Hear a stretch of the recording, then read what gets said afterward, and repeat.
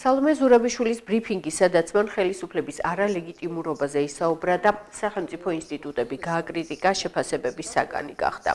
გორელი ოპოზიციონერი ზურაბიშვილის განცხადებას იზიარებს და ამბობს, რომ ქვეყანაში არსებული გამოწვევების დაძლევის გზა მხოლოდ მის ევროპულ მომავალშია. სახელმწიფო პარტიაში კი სალომე ზურაბიშვილის სიტყვებს სერიოზულად არ აღიქვამენ და სიცრუეს უწოდებენ. ქართულ ოცნებაში ზურაბიშვილის სხვა განცხადებებსაც ეხმაურებიან.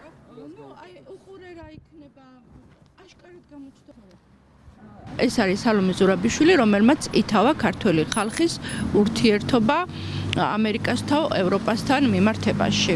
რათა მოაგვაროს ის ყველა პრობლემა, რომელიც ემ წუთში გვიდგას ქართველ ხალხს. ზუსტად გათვალა ის ყველა ნაბიჯი, რომელიც ემ წუთში სჭირდება ქართველ ხალხს და ქართული ოცნება არ ფიქრობს არც თავის ამომრჩეველზე, არც იმ ამომრჩეველზე, რომელმაც არ მისცა ხმამად.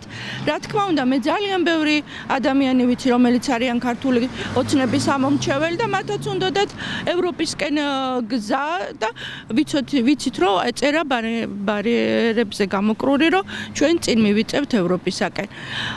მათ ეს ხაზიც გადაუსვეს ამ ყველაფერს და რა თქმა უნდა, თვითონ უკვე ქართულ ოცნებაშიც ძალიან ბევრი უარყოფს უკვე მათ მოქმედებებს. ენას ძვალი არ აქვს, ნათქვამია და რაც გინდა ისა თქვა სალომე ზურაბიშვილმა და მისმა მიმდევრებამ, მაგრამ ამ ყველაფერს მტკიცებულებითი ფორმა უნდა.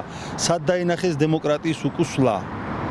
სად დაინახეს სასამართლოში, რა ვიცი, არასწორი განაჩენების გამოტანა იმ ადამიანება, როდესაც გამამტყუნებელი განაჩენი ქვეყანაში 100% დგებოდა, დღეს კიდევ შეგიძლია რომ წახვიდეთ სასამართლოებში და იქ ნახავთ რა სიტუაციაა და ეს ყველამ კარგად იცის. ამიტომ ის რომ მარტო ბრალდება და ხელის გაშვერა არ ანიშნავს იმას, რომ აპრიორი მართალია.